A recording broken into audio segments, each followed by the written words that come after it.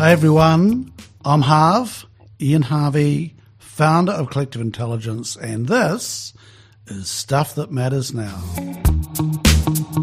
Okay, welcome back everybody. I am in Whiteman's Valley today, which is Upper Hutt. I've never been to Whiteman's Valley before.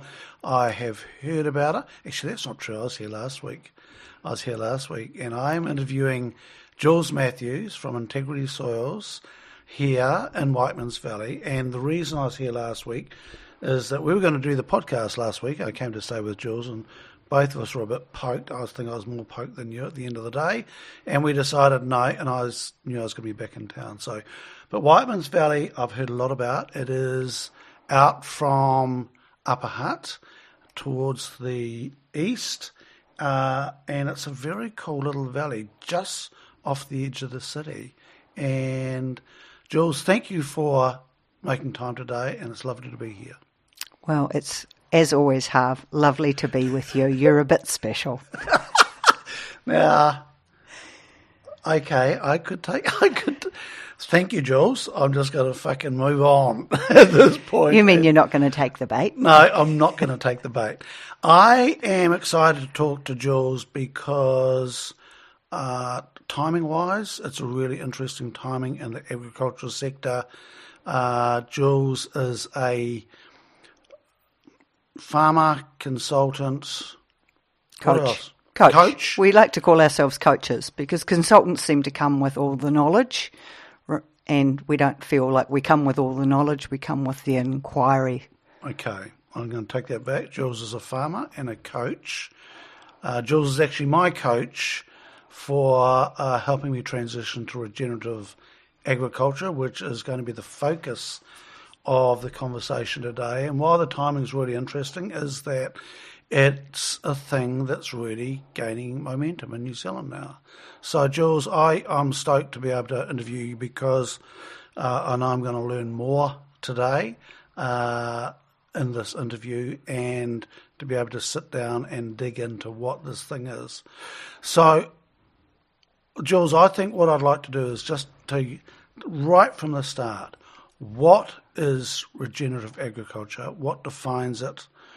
And then we'll build from there. And then I'm interested in going into your journey, how you've got to this place as well. So let's just kick off with there, please. What is it? Regenerative agriculture is a principle-based, holistic approach to agriculture and the land we live on and manage. And I think, we keep wanting to put a real defined framework around it. But the analogy I like to use is it's a little bit like parenting. Define good parenting for me.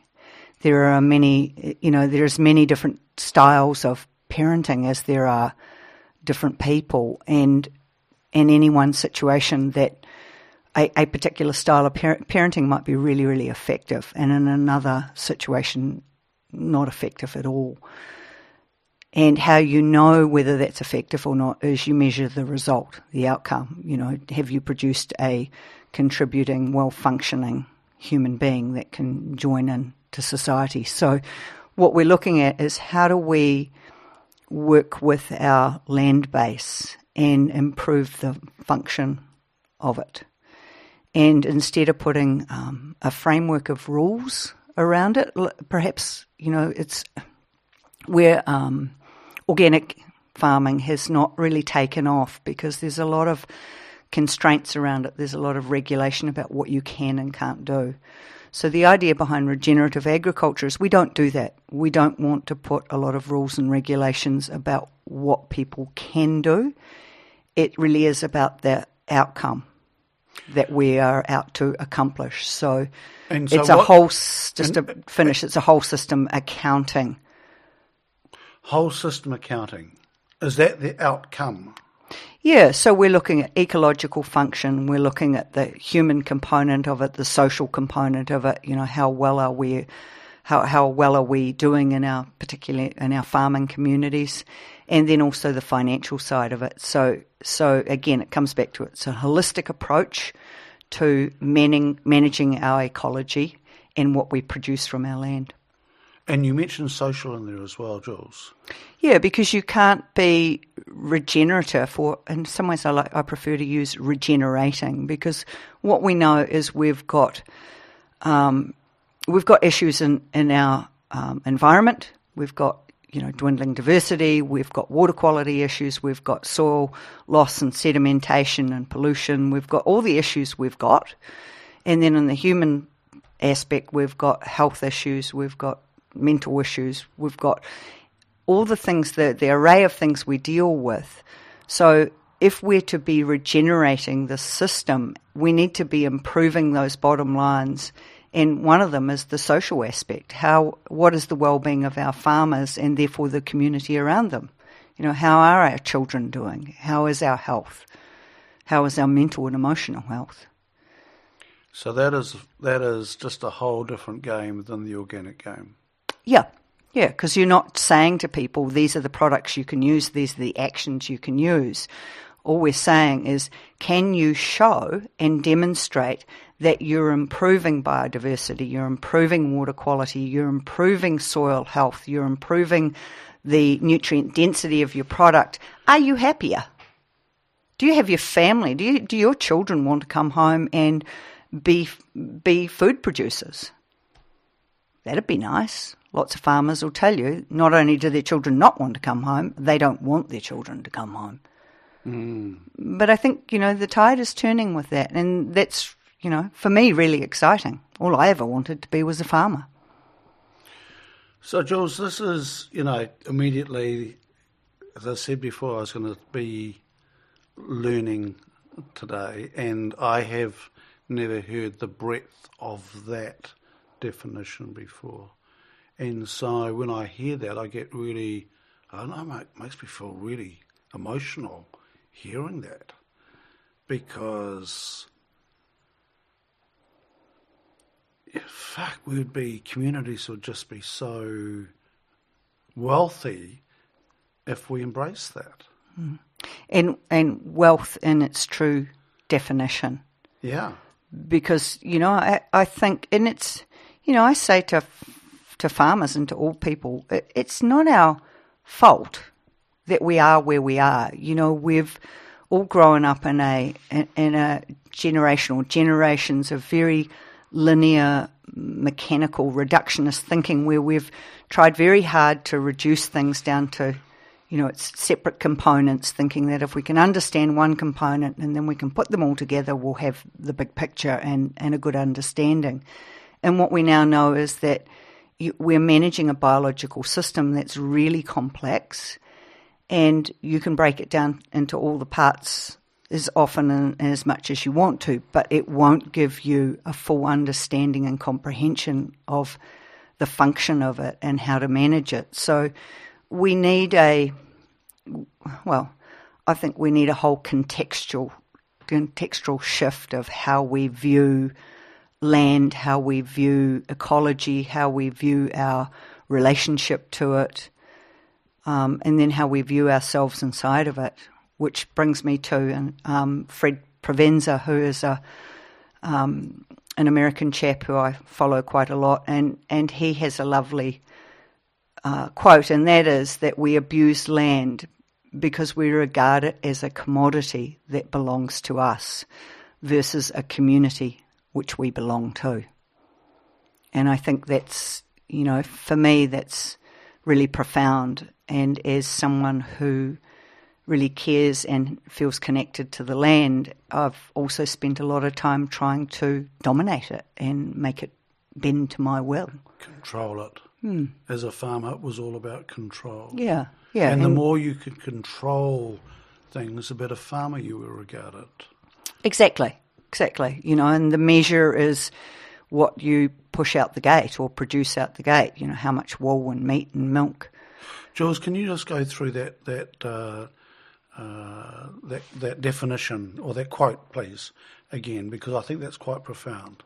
So we abuse land because we regard it as a commodity that belongs to us versus a community which we belong to. So then expand on that community. Well, the community is everything. It is the plants that grow, the animals that graze, the soil, and all the forms of soil life that live beneath our feet. It's the biodiversity that lives above and below ground, and it's the function of it all. How well does the plants that grow in our soil, how well are they photosynthesizing? How well are they able to exchange sugars, or liquid carbon as we like to call it, with the microbes in the soil to have that flow of nutrition going through the system, which eventually is what feeds us. And again, I quite like analogies, and I often think of, when I think of plants and a plant's ability to take sunlight and turn it into energy, and energy that we harvest. If a plant is not doing well, so let's say a plant is like a human being on either maybe on the dole or on a minimum wage, you don't have a lot of excess. You don't have much extra to give to somebody else. And I think that's what we're really looking at, is how do we have our plants be above the breadline, as it were, and on a decent wage, so that they have a lot of extra energy and extra nutrition to give away and trade. Because nature, I think over the years we've looked at nature as being really competitive, and actually nature is way more collaborative than she is competitive. And I think we have a lot to learn as human beings about how do we work together in real collaboration to create, really, our opportunity is to create heaven on earth. I don't think, I grew up in a good Anglican family, and you went to church, and there was always this afterlife that was going to be extraordinary and blissful. Well, I think actually our job is to create that here. Why not? Why wait?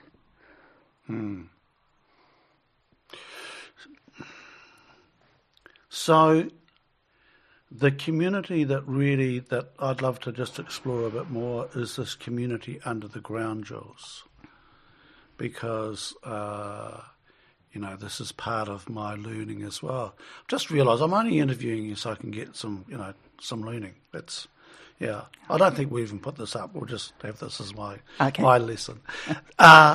This community under the ground,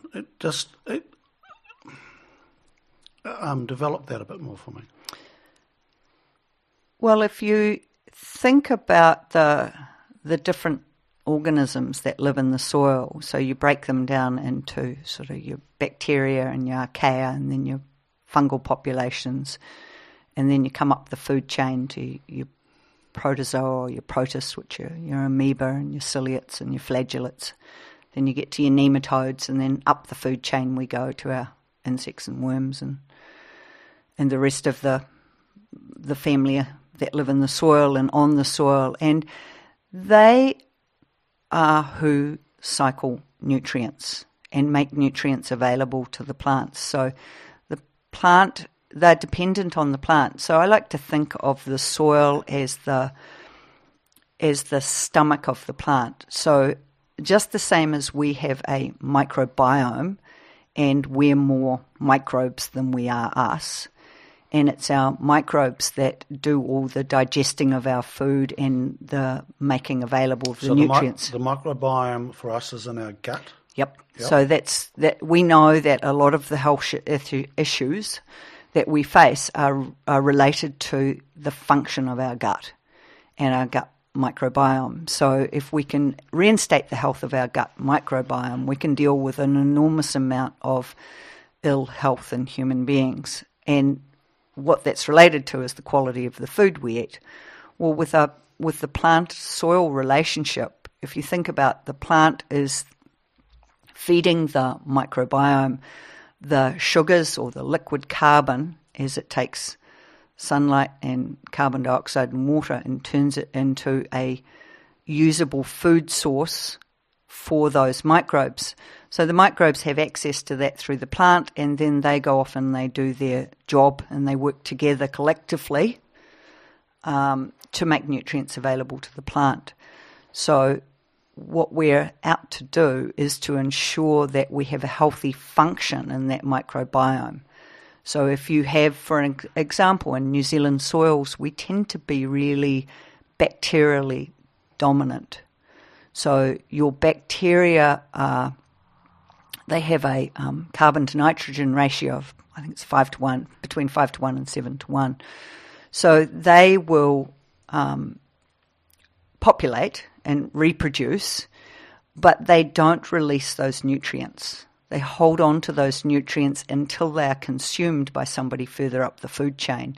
So you need an active bacterial population, and they are busy doing their job, but then you need to go up the food chain and make sure that you've got your protists, your amoeba and your ciliates and your flagellates doing their job. So they'll be eating tens of thousands of bacteria, and then they excrete those nutrients around the plant roots, and the plant can uptake those nutrients. So, and then you've got things like your fungi, which a lot of these creatures are releasing nutrients from the soil. So either from your clay colloids or from your those soil minerals that are attached. So they're releasing these minerals through the use of acids and then making them plant available. So it's a matter of how do we ensure that the conditions are right and that those populations are working correctly. And what our management has done has pushed our soils to be quite bacterially dominant in a lot of cases, which bacteria make the little small soil particles, whereas your mycorrhizal fungi will make the bigger soil aggregates. And it's that aggregation that allows air and water to travel through and in your soil. So as you get bacterially dominated soils, you also get a collapse of the structure of your soil. So then you have an impact. One of the impacts, of course, is not much air, and like you and I, we don't last too long if we don't have air. The second thing we need for good quality of life is water. The third thing we need is food, and then the fourth thing is comfort. So the same is for our soil microbes. Firstly, they need air, so they need soil aggregation. Then they need water.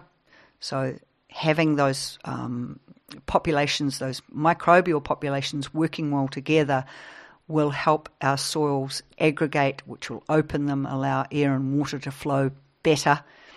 And then that has a direct impact on our resilience. And you think of things like, even just this last season, there's been droughts around the country, particularly in Hawke's Bay.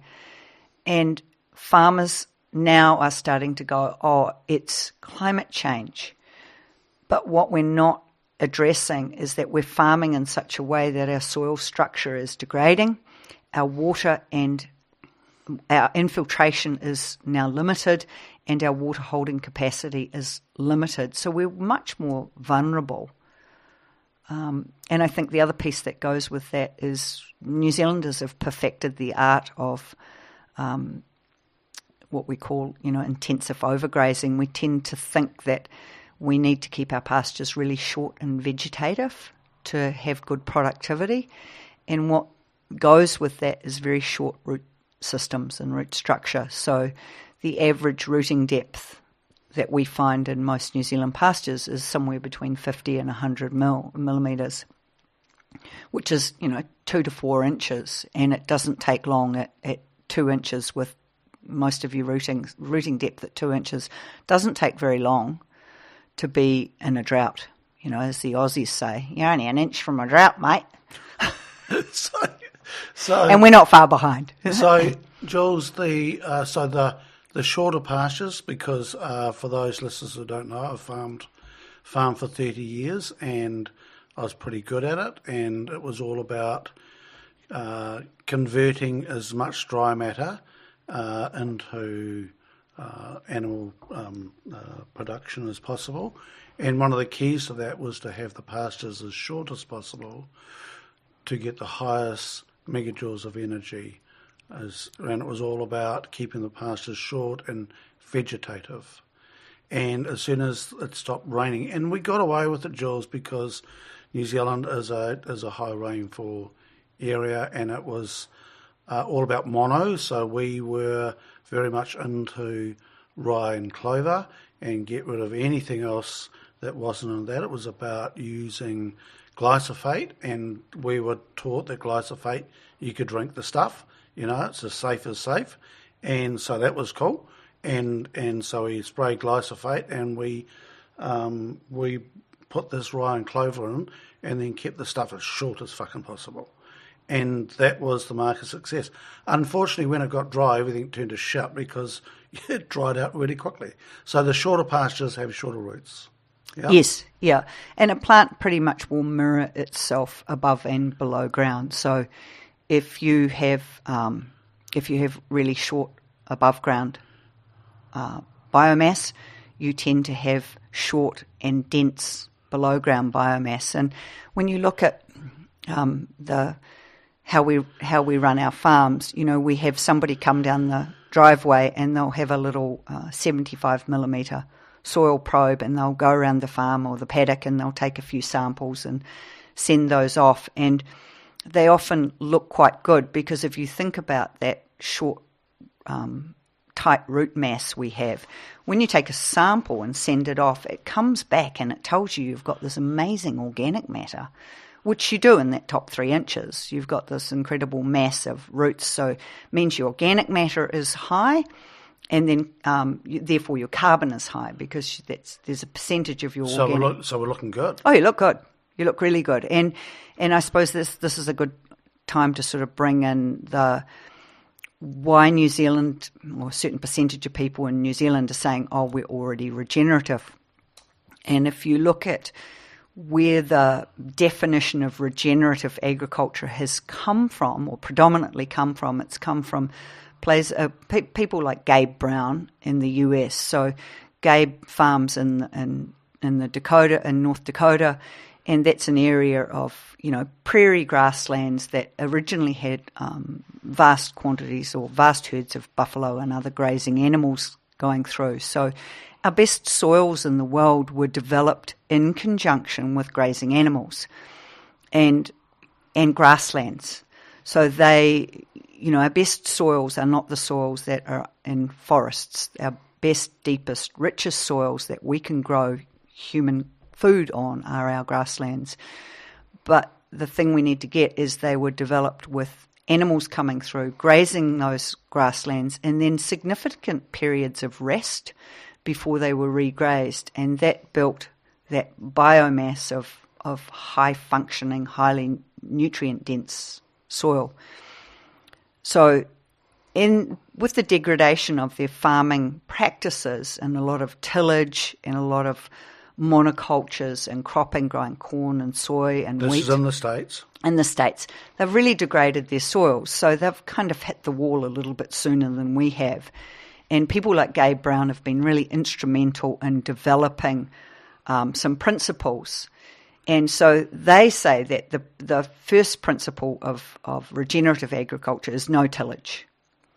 And then the second one... So no tillage, so that's not cultivating? No cultivating. And what we need to be responsible for as human beings is the loss of carbon from soil, because the soil is the biggest carbon sink we have. And the loss of carbon from soil into the atmosphere started when human beings started ploughing and tillage. Right. So you can be organic and be losing huge amounts of carbon because you're still using tillage, because you can't use sprays. So anyway, so no-till is the first principle. The second one is keep the ground covered. You're either going to have a mulch or a living plant covering that ground. Ideally, you keep a living root, something growing, so therefore you've got a plant feeding the microbes for as much of the year as possible. Include diversity and include livestock. Includes diversity of plants? Include diversity of plants. So stop growing monocultures. Really embrace diversity. Nature loves diversity. Those natural grasslands, those prairies would have, as many as 300 or more different species of plants. Why does nature love diversity? Well, why wouldn't you? No, give me the science. Well, I'm not a scientist, so I'm not going to give you the science. But what we know is and what we're starting to really understand is different plants ask for and exchange different nutrients, and they work in collaboration. So you can have some grass plants that are making, or some plants that might be making calcium really available, and another one that might be making manganese really available, or another one that's really happy to share its water in exchange for something else. So there's a whole community of collaboration and exchange that goes on under the ground and above the ground that we're still really ignorant about. Because we've had our focus on what do we need to put on or put in. Anyway, I'm going to stop there for a minute and just back up because I want to finish what I was saying. Sorry. So we've got no-till, we've got keep the ground covered, keep a living plant, use animals, and then include diversity. So that's been the description of what is regenerative. Well, the first 4 of those boxes we tick. New Zealanders love to use Roundup and just drill straight into the ground. Yep. We don't use a whole lot of tillage in our farming in comparison to other places. We keep the ground covered because we're pastoral. It's pretty much year-round unless we're doing a little cropping. Therefore, we've got a living root and we use animals. So it's been said by a lot of people, we're already regenerative. But what we're not addressing is that we've got poor water quality, degrading soils, loss of soil, poor nutrient quality in our food, or less than it could be. Mm-hmm. Again, and then we compare ourselves to overseas. So we go, well, we're better than over there. But that's like saying, well, I only do raping and pillage on Sunday and you do it the other 6 days of the week. So that's good, therefore right? I'm a better human, therefore it's okay. Yep. So what we need to compare ourselves is what is the potential, not what someone else, who cares what someone else is doing? They can do whatever they do. The only thing we have control about or over is what we do. So we need to look at what's our potential. So for us, it is the context is decisive. You need to look at what is the context of your land and your farm and your community and your catchment and be appropriate to that. And then we want to maximize photosynthesis.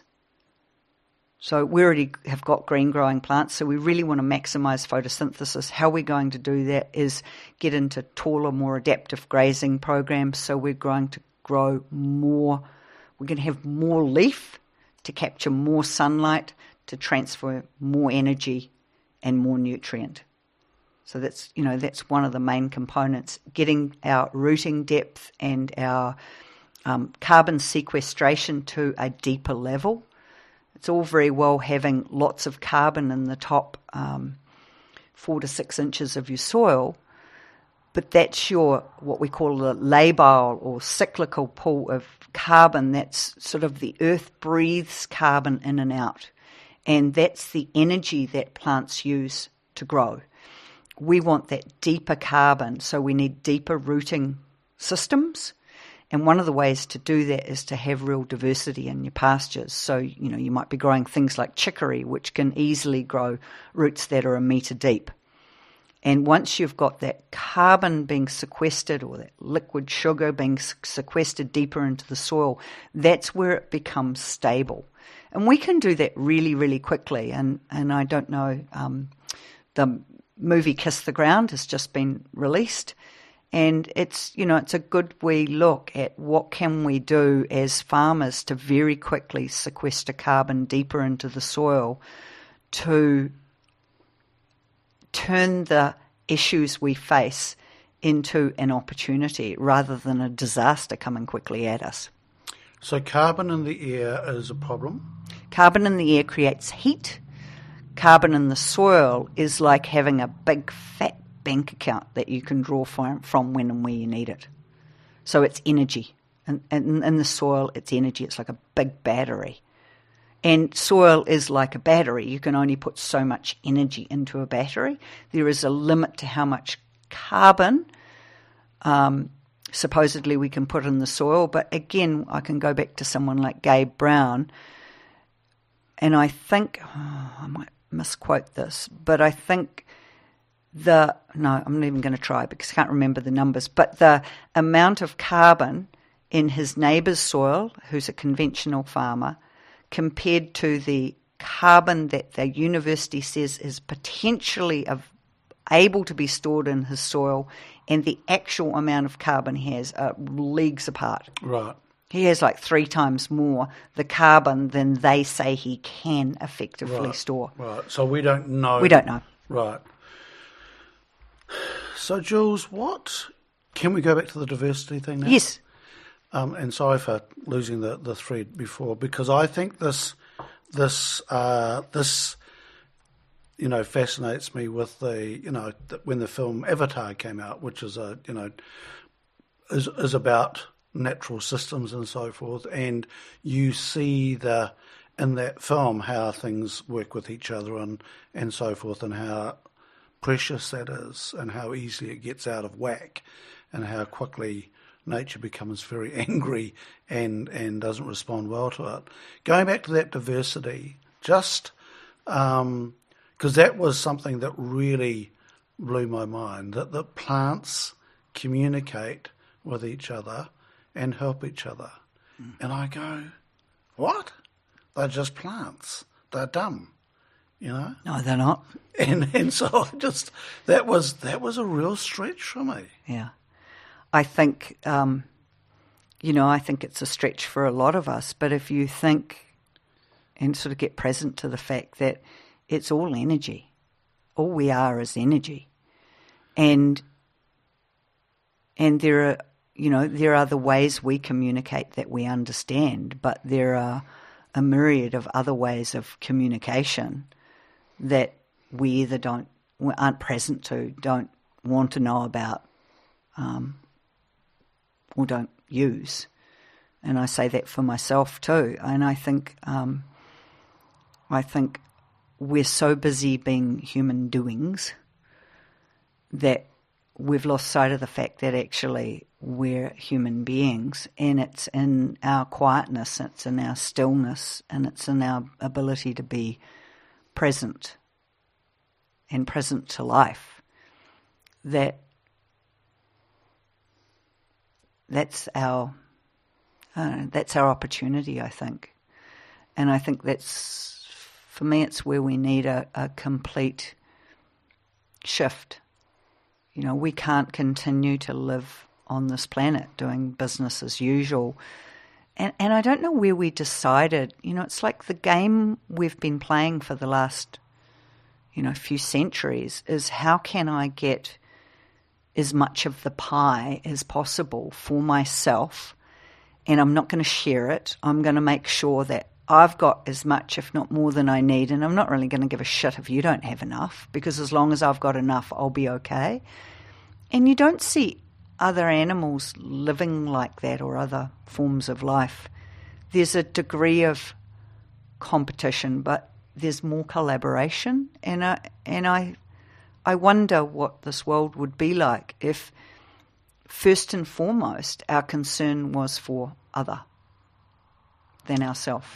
And the interesting thing is that if you get as much of the pie as possible, we consider that successful. So the measure is they're doing really well. Yeah. We have more billionaires in the world now than ever before. America, I think, has got 680 billionaires. And you look at how fucked up they are and how much poverty there is. And I wonder down the track whether we go, if we start realising the correlation between that. I think the correlation, and I often say, out there is a reflection of in here. So the environment around me is a reflection of who I'm being internally. And, if you look at the world around us, it's got diarrhea and constipation and gut ache and, a lack of diversity, and it's sick. The environment we live in is sick, but perhaps that's just a reflection of we're quite sick ourselves. We're not we're not attending to ourselves and our connectedness. I had an interesting conversation this morning with a very good friend of mine in Paikokariki, and she said she'd been sitting outside and watching a blackbird sit in the rain, and then she went and took the top off her worm farm to address her worm farm or deal with her worm farm, and the phone rang, and she put the little cover over the worm farm but not the plastic top, and went inside and got distracted like she often does, and came out to find a whole family of blackbirds raiding her worm farm. So she put the lid back on and tidied it all up, and the next morning she was sitting outside and along came the blackbird and landed on top of the worm farm and cocked its head and put its ear to the top of the worm farm. And her thought was, what if I listen to my heart like that blackbird is listening to the worms? And I think that was, it was a really great thing to start my day with, just think about, where do I listen to my heart and where do I not? And do I give myself time? And I think that's one of the things we don't really confront, is we're so busy doing. I mean, I really loved lockdown. I had the best time. I rode my bike every day. I meditated. I took time. And I loved it. I was like, I could have had lockdown for a year or 2 or 10. I have heard that so often. And will we learn from it? And was lockdown long enough?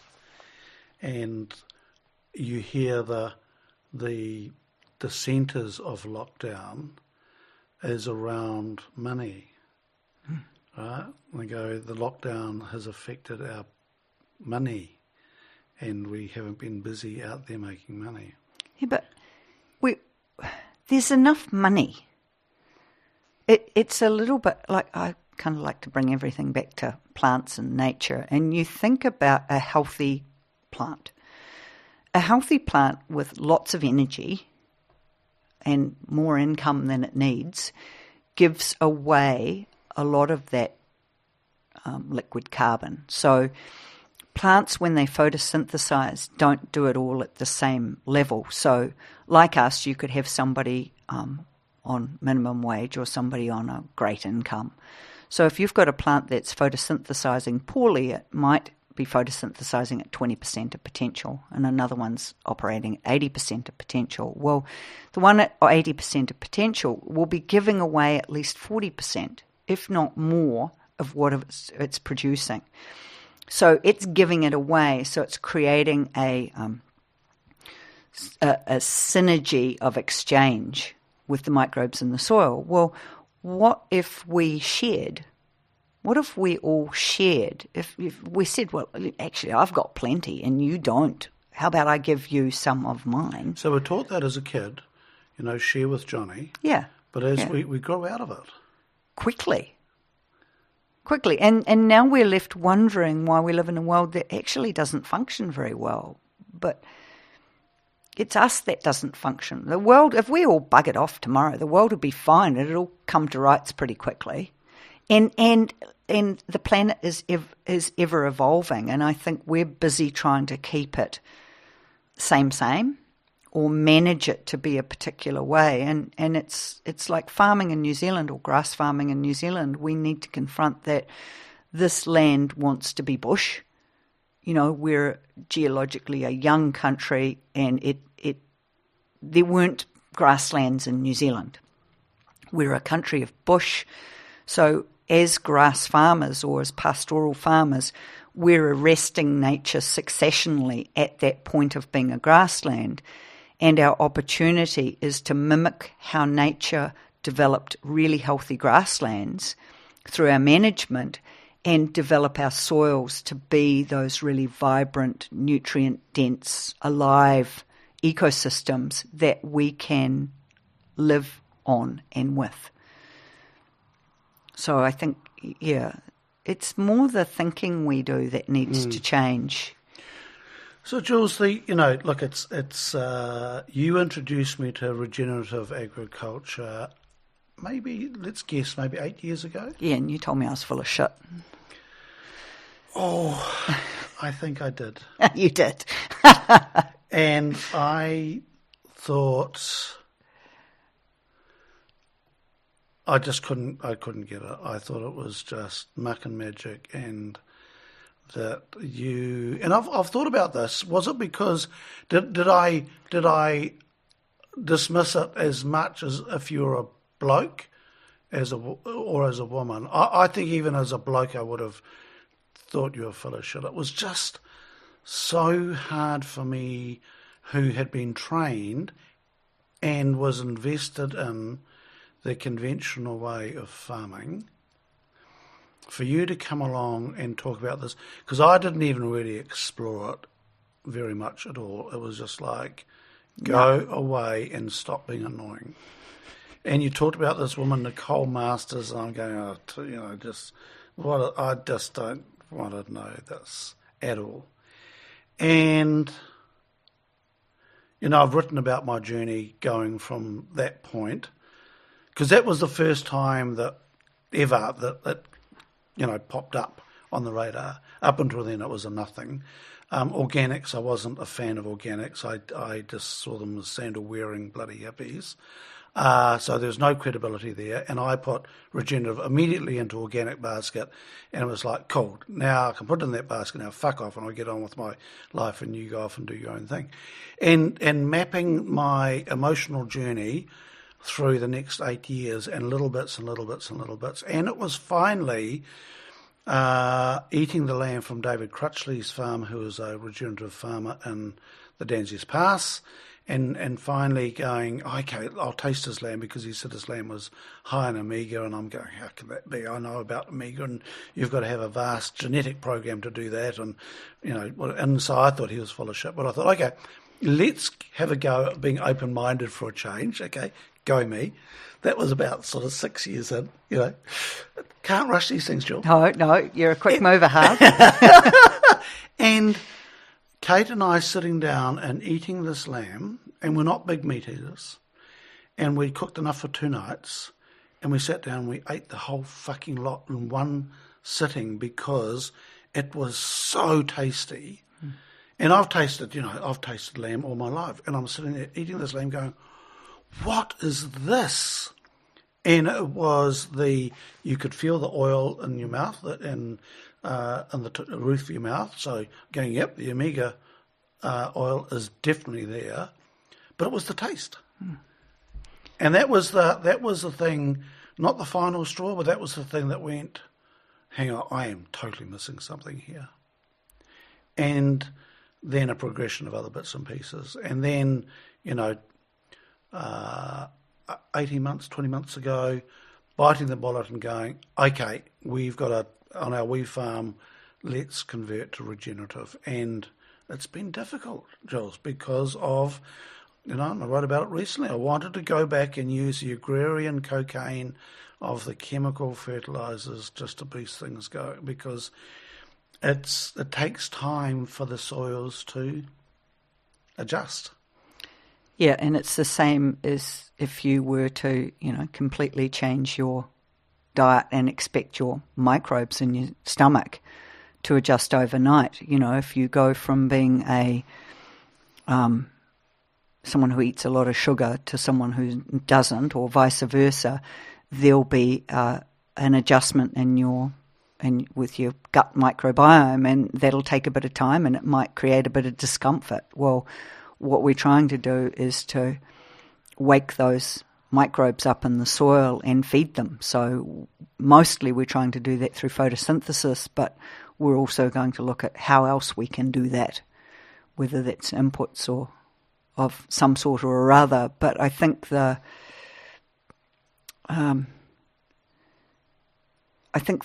thing that most of us bump up against is we're really attached to what we know. And we're taught that, right through our schooling, that knowing is what's important. And in this regenerative approach, knowing is not of what isn't what is important so much as curiosity and observation, and it's the quality of the inquiry or the questions that really is what guides us. So you kind of have to give it all up, and we're attached. Our identity is really attached to who we are, what we do, what we know, what other people think about us. And as a farmer, I've been through it. I farmed in the States, and I went there and thought, oh, they're just like you. Oh, they're all stupid and they don't know what they're doing. So I'm going to do my own thing and show them how to do it. And then I got accepted for a 3-year program through the Kellogg Foundation in holistic management, and that challenged everything I knew. Was that in the States or here? Yeah, that was in the States in the 90s. So that was, Alan Savory and the whole holistic resource management movement. And Kellogg did a program through Washington State University, and they chose 48 people in the state of Washington who were managing land-based either ecological businesses or some sort, or they were fisheries or something. And they brought us all together to do this training to see how we could impact communities. And it was a fabulous course. I loved it. I got heaps out of it. And, they did things like Stephen Covey's 7 Habits of Highly Effective People. Now, I think I could have adopted a few more of those habits, but, and dispute resolution. We did all sorts of stuff, but it really had me look at how I think and why I think the way I think, and I think get comfortable to challenge what we know. And it's easier to just sort of blindly be told what to do, and farmers have given up their innate knowing for what science tells them. And I think that's, science has a role to play, but science, again, is only as good as the questions that are being asked in the research that has been done. And perhaps we haven't been asking some of the right questions. Maybe instead of simplifying things, we need to have a bit of understanding of how to dance the dance and the complexity of it all. And maybe the answer isn't in knowing. And getting it right as well, because, I can get addicted to getting it right, and go and getting my jollies from going, I did that right. And the farming systems, especially as they got bigger, the need to simplify them so we knew that we were on track and control everything. Is a big deal. So with that, going back to your, and I want to explore this soon, your journey to where you are now. But first I want to add one other piece to this, Jules, is the produce that is created, which I touched on with David Slam. The produce that comes off regenerative programs. Again, I think, we can't make assumptions about anything. We need to be able to measure it. So if we are going to claim we're regenerative, we need to be able to measure improving water quality, improving soil health, improving livestock health, improving human health, and improving nutrient density. And, I think technology has a role to play here, and there will certainly be more apps, and I'm hoping that one day you'll be able to walk into the grocery store or wherever, down to the farmer's market, and zap your produce, and it'll give you a nutrient profile readout. But a lot of where that exists is in taste and shelf life. And there's a woman up in Hawke's Bay, Kirsten's Cherries, and I buy Kirsten's Cherries every year because I can buy a box of Kirsten's Cherries and put them on the bench and leave them for 2 weeks, which is really hard because they're so delicious. You don't ever want to leave them for 2 weeks, but I've left them for 2 weeks to see what would happen, and they don't rot. They don't go off. You might have one or two that might start to turn because of some blemish, but what they do is they start to dry because they are so packed with nutrient and they are so complete that, and you can taste it. I mean, you put one of those in your mouth and it's like, wow. And I think it's the same with all our fruits and vegetables and foods, is when it's got incredible nutrition, one of the ways we know that is through flavour. So one of the most memorable meals I've had this year, Jules, was last Wednesday night here, when we were supposed to do this podcast, was the meal here, and I'm going to say it was a very simple meal in that it was meat patties. Yep.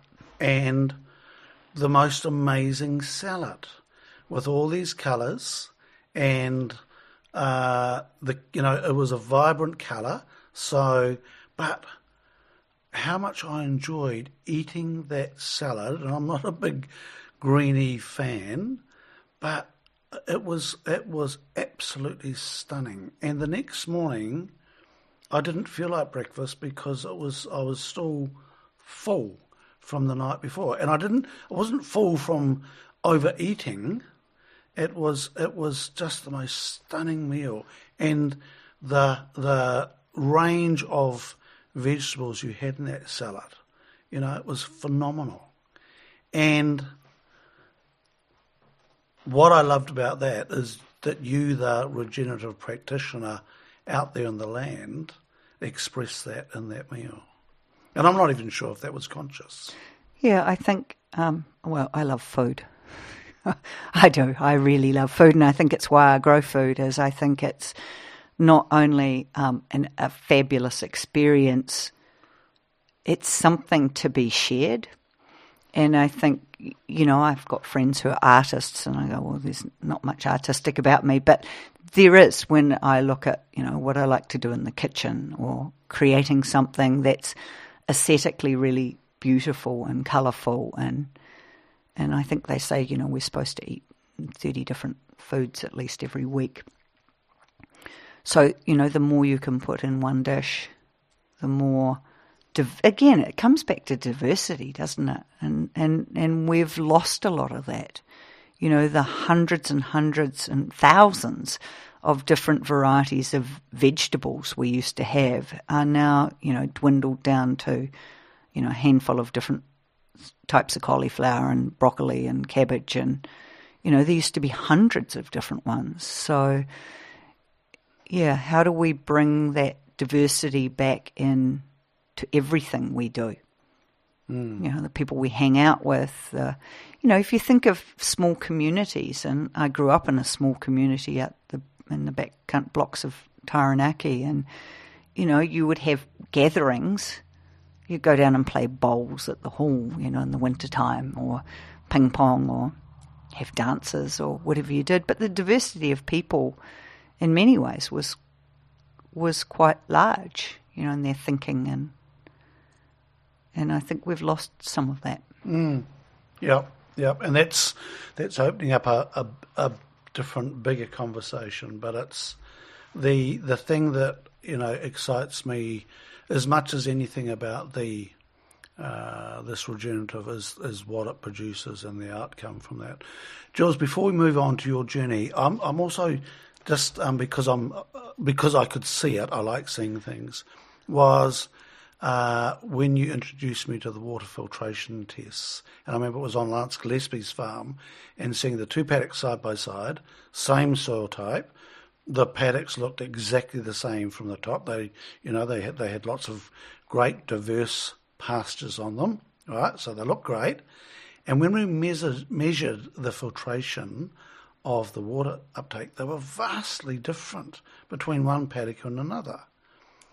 So and then you and Nicole explained with Lance the different history of the paddock in the last few years, which explained the water filtration. Just tell us about how important water filtration is with the regenerative movement. So, we live in a country with a fairly abundant rainfall, but what we know is with changing climate, what we're likely to encounter is longer dry periods and heavier rainfall. And so the ability of our land to absorb the water we do get and hold the water is really, really vital for resilience. And a water infiltration test is just that. It's a matter of taking like a 150 millimetre PVC pipe and banging it in the ground for a few inches, and then pouring an inch of water into it and timing it, so we can have an assessment of, if we get an inch or 2 inches of rain, how well will that water infiltrate into the ground. Because often farmers will say to you, oh, we had 50 mil of rain, in the last week. And it's like, oh, yeah, but how much did you get into the ground? Yeah. And we know, we only need to look at floods like in Edgecombe. And as we degrade our soil's ability to absorb and hold water, we can become so much more exposed to the impacts of droughts and floods. And farmers need to know, when I get rain, how well is that rain being absorbed? Because if it's not being absorbed rapidly and being held on to, then as a farmer, what do I need to be doing? Is my first problem compaction? It's said that sort of 87% of New Zealand soils are compacted. And that will include, all our urban dwellers' lawns, because most of our lawns are kept very much the same as our sheep pastures. So they'll have short root systems, and they'll have good organic matter in the top couple of inches, and then they'll be, apart from that, they're pretty buggered. Right.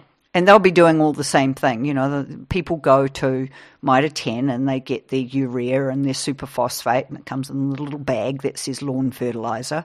But it's all the same toxic it's all the same chemical fertilizer that farmers are using, and so it's degrading. Those products damage our soil biology, the same as certain things you eat will damage your gut flora and fauna. Okay, so let's just dig into the fertilizer thing. What happens when we put chemical fertilizer onto the soil? So let's say if you go and apply some nitrogen, which, right now we're sort of limiting farmers' use of nitrogen. We're going to put a cap on it. And I think the first and foremost thing for people to get is there are no bad products. Products aren't either good or bad. It's like, farming livestock isn't good or bad. It's the management and the application of it that's good or bad. So there can be a place where a little bit of urea is actually going to benefit the soil microbiology and help it along. But the thing is, we use a lot of it. So let's say we put on a bit of nitrogen. What happens is the bacteria take up that nitrogen. What they need to be able to utilize it is a carbon source. So we don't put it on with a carbon source. So then they have to take the carbon source from the soil, and then the bacteria take it all up, and then it gets locked up. So you get a short burst of growth, and the farmer sees a bit more growth and a nice bright green. But typically between 5 and 30% of that product that we put on is utilised. The rest of it either goes up into the atmosphere or down the stream. And that's a little bit like saying, okay, well, I'm a baker and I'm going to buy a bag of flour and I'll utilise 30% of it, and the 70% I'm just going to flush it down the toilet. You just wouldn't do business like that. So it's the products themselves tend to be harmful, but they're more harmful because of the way we use them and the amounts we use, and we don't think about the whole system when we're using it. We're just, I've got a plant, I need a bit more growth, I'll give it a quick shot. That's your cocaine. I'll give it a shot of nitrogen. It'll grow a little bit, but then we don't confront that what it grows is a grass plant that has incomplete proteins, and then those incomplete proteins come out the back of your cow looking like diarrhea. And then the cow gets some metabolic issues, and then there's this cascade of unintended consequences that has been informed by, and I don't mean to be mean when I say this, but it's been informed by reductionist science. We've gone and done this evidence-based science that says we can grow more feed if we apply nitrogen. Well, yes, we can, but what's the quality of that feed? And what are the long-term implications to animal health, farmer well-being, our environment, profitability on farm? You know, those unintended consequences continue to be huge, and we don't factor them in. And we don't factor them into our ecosystem accounting. We're not doing whole system accounting, which if we could do that, we pay for it somewhere. We're paying for the use of that excessive use of nitrogen superphosphate in our waterways, in our soil degradation, in our human health. We're paying for it. Why don't we support our farmers? Why don't we support this country to transition to a farming model that ticks all those boxes? Because the benefit from that is so far-reaching. The benefit in human health, the savings would be enormous. I mean, I'm no accountant, as most people will tell you, but I can't even imagine the potential. The possibility is enormous. So we have to come from possibility rather than bog standard knowing. Jules, last year the farmers were feeling vilified was the word that we used a lot, because of the government were coming in with water quality measures and a whole raft of things that farmers needed to change. And I heard this term vilified a lot. We're being vilified. And I said, I'm not sure about vilified, maybe scrutinised. And I said scrutiny is vastly different. But it was interesting that if you look at David Rock's measure of looking at the SCARF model of what people get triggered with, and it's status, certainty, autonomy, fairness, and one other.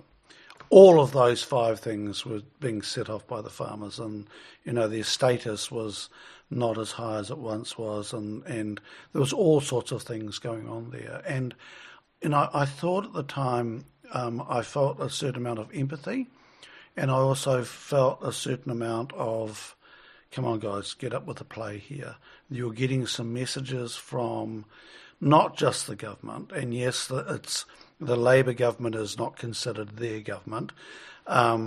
However, you're getting some messages here from a whole range of people going, you know what, we're not overly happy about the water quality and, different measures.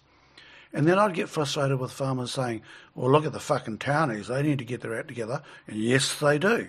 But that doesn't mean to say you don't have to, just because the townies, their water quality's shit as well, and they're polluting their bays. And, are the townies happy about that? No, they're not.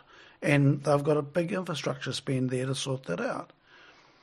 But it was a little bit petulant, Jules, some of the responses from farmers, and not from all of them, but I'm going, because I was talking to a number of our members who are farmers and going, these measures are a big deal. And they went, look, we're doing most of it now, if not all of it. So for us, it's not a big deal. For those that haven't done anything, it's a big deal.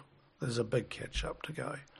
But I would love to see farmers back in this space of not being on a pedestal, but on a space of being really, of other people being proud of the New Zealand farmer, right? And we can adapt really quickly if we want to. But I think a really big limiting factor, Jules, is there's not enough people like you out there to help us transition. I think that's the biggest limiting factor right now. Yeah, I think I've always, and I've had this sort of be part of the fabric of who I am since I was very young, and I've always said if we revered and rewarded farmers and teachers rather than doctors and lawyers, and we'd actually have and nothing against doctors and lawyers, but I think we've got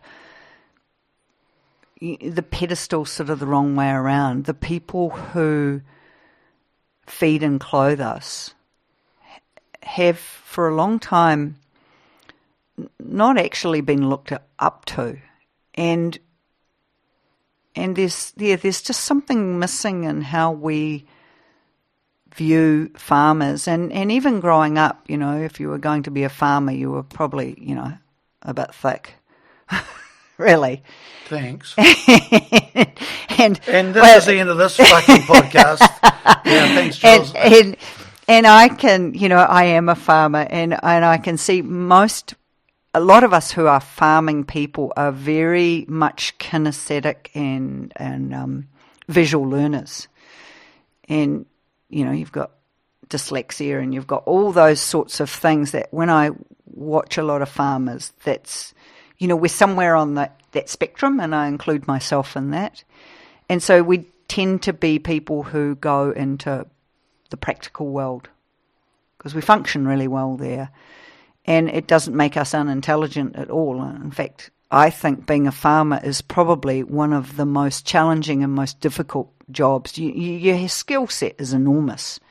Range. The range of things you need to be able to do, from animal husbandry to mechanics to electricity to water to plants and growing and you name it. Bit of carpentry. There isn't anything you can't lend your hand to if you're a farmer. You tend to be able to do most things.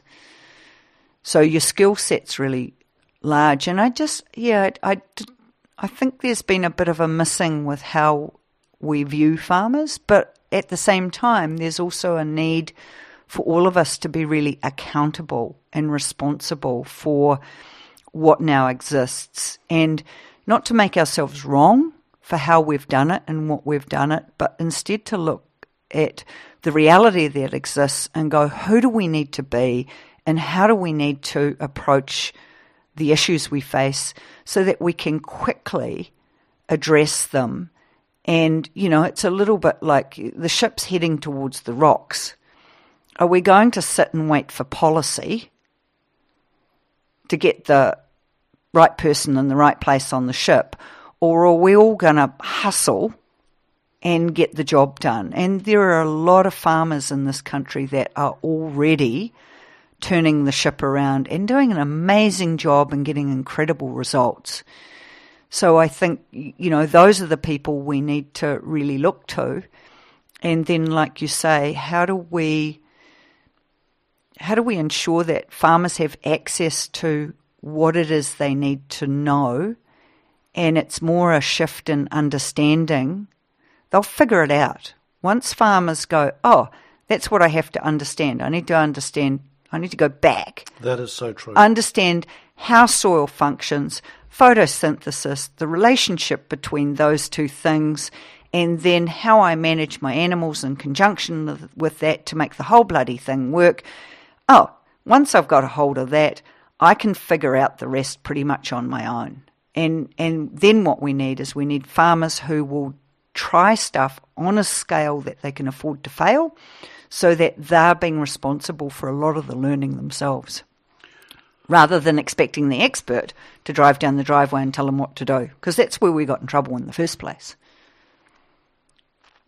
I'm nodding my head, not nodding my head. There was a program, Country Calendar program with a guy, Peter Barrett.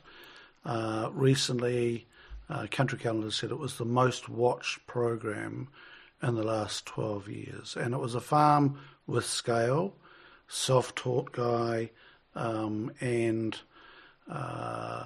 it was wonderful to see the scale and so forth, to see the diversity, to see what was coming off that.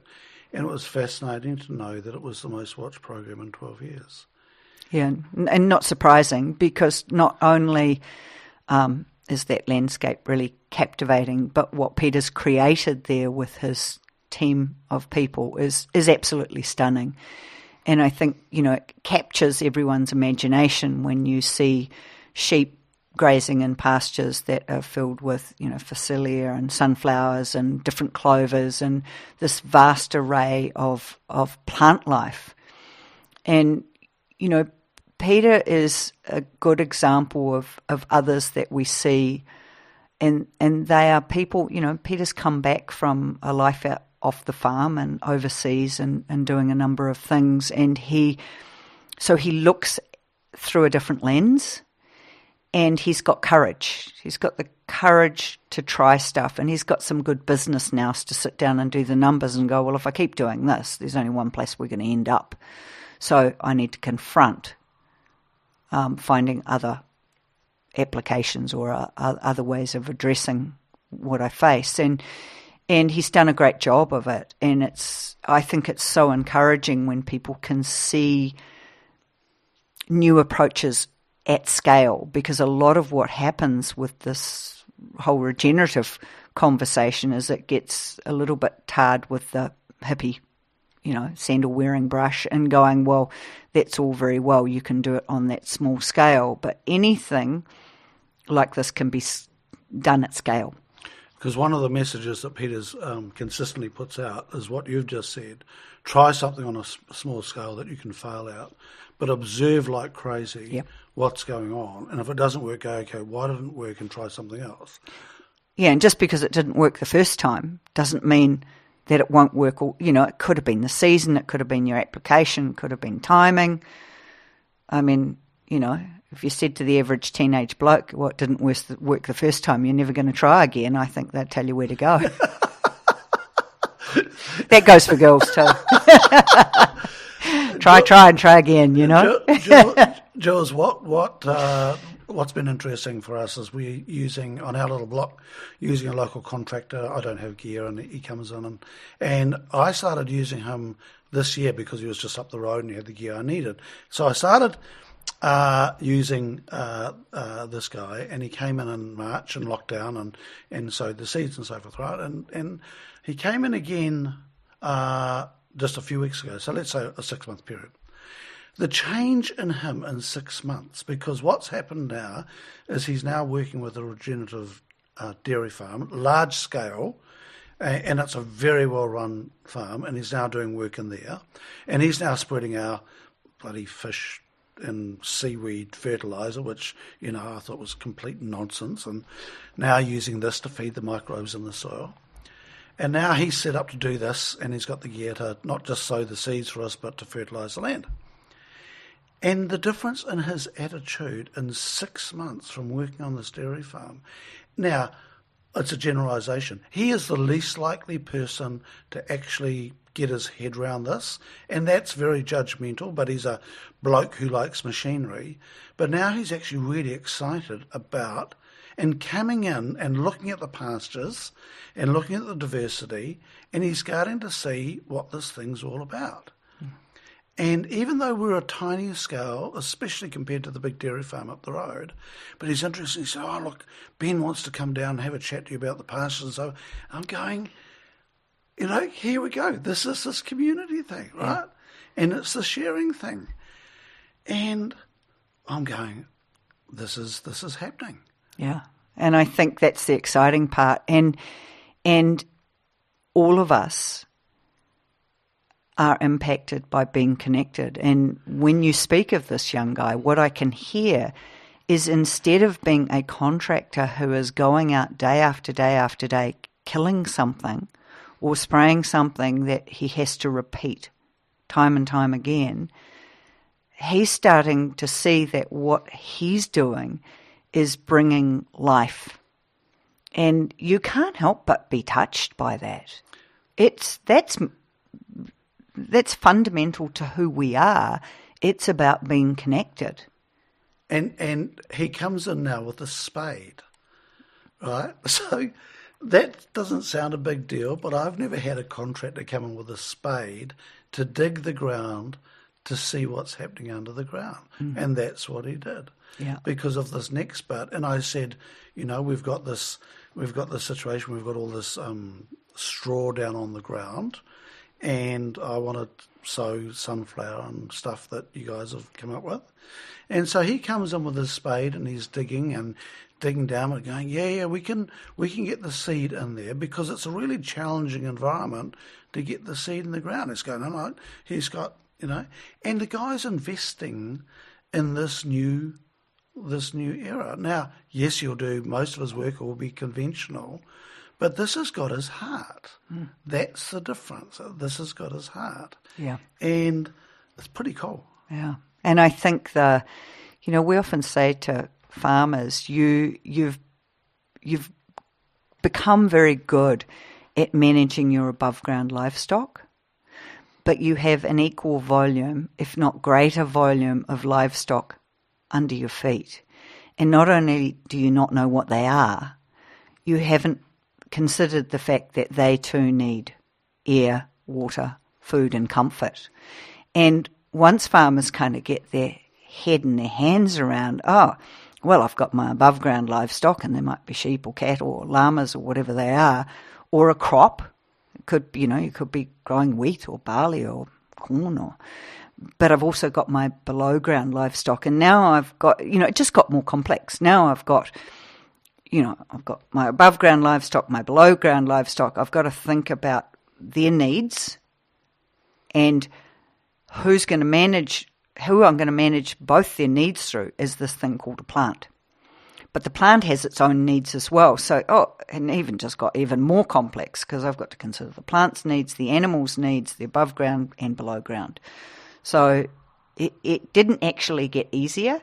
It got more complex, but it got more interesting. Yep. So, Jules, there is a call for get rid of all animals and let's go vegan or vegetarian. What's your view on that? Well, I think, again, it comes back to where we started. The best, most productive, richest, deepest soils on the planet were developed and have been developed in conjunction with grazing livestock, i.e. wild herds of bison and billions of them. So it is not what we eat that is of importance so much as how it's grown. And I think the push for a vegan diet, the unintended consequences of growing more grains, more pulses, more monoculture, genetically engineered, because that's how most of that is being grown, to fill that market. That's not a whole huge adoption of organic or regenerative farming to fill that, although General Mills has got a pretty extensive program because they can really see that they need to move into this regenerative farming for their grain growing. But I think that's just being positional. The minute you get positional, you get oppositional. So if the minute you make yourself right, you make someone else wrong. If you say being vegan is the way to save the planet, you make eating animals wrong. Every living organism has, in my mind, feelings and has a right to life. But we also all live off each other. Everything's eaten by something. By rights, we should all go back into the soil and become womb food. I dig a hole and put me in, I'm happy. You don't even need to put me in a box. That would make me very happy. And I think we need to life is about the cycling of nutrients. What nutrients are cycling through you? How are they growing? What's the impact of how they're growing? So I don't mind what people eat. Eat whatever fits your body type and your cultural heritage or whatever else. Do that, but get responsible for where that food comes from and how it was grown. And it's like, we could eat crickets as a, alternate protein source. But if you look at, why are there vast numbers of insects that come through and take out a crop?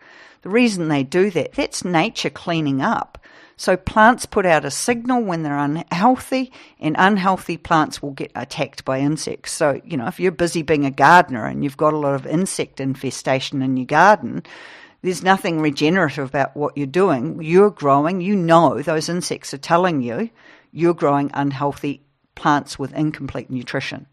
So look to your soil and look to, increasing the functionality of the system. And we all need to be responsible, whether you've got, 1 square metre in your backyard or you've got 10 square kilometres of farm, 100,000 hectares. It doesn't matter. The principles are the same. It's up to all of us. You can't expect someone else to do it. It's up to all of us. Jules, I'm going to stop there. Unless there's something else you want to add. And the reason I say I'm going to stop there, because that's a hell of a statement. Because I think if we continue the conversation, I think we're going to diminish what you've just said. We were going to talk about your journey until this place now, and I'm more than happy to come back and continue the interview. But for this interview, I think that's a hell of a place. But I'm going to invite you, because I'm looking at your face and you're going, no, I've got more to say. No? No, I'm happy to leave it at that half, and because I do believe that. It's up to each and every one of us. And I think the most important thing we can all do is expand our understanding. Not only of our understanding of the biological world that supports us, but our understanding of one another and our connectivity to all of it. Let's leave it there. Jules, thank you for this interview. Thank you for doing the work you're doing, not just with me, but for everybody. We are going to have a follow-up interview, if you allow me, down the track in a few years' time, and catch up again and see where you're at in integrity soils and the impact you're having on New Zealand. So, Jules, thank you for your time. It's been a blast. It's a pleasure, as always. Thanks, Harv. You've just been listening to an episode of Stuff That Matters Now, brought to you by Collective Intelligence. I hope you enjoyed listening to the fun stuff, the rugged stuff, and the complete stuff-ups that have helped this particular Collective Intelligence member evolve while making the world a better place. Do check out our Stuff That Matters Now podcast series on your favourite podcast provider, or visit our website www.collectiveintelligence.co.nz to get links to new episodes. Contact us if you want to learn more about how we can help you evolve yourself and others. Thanks for listening.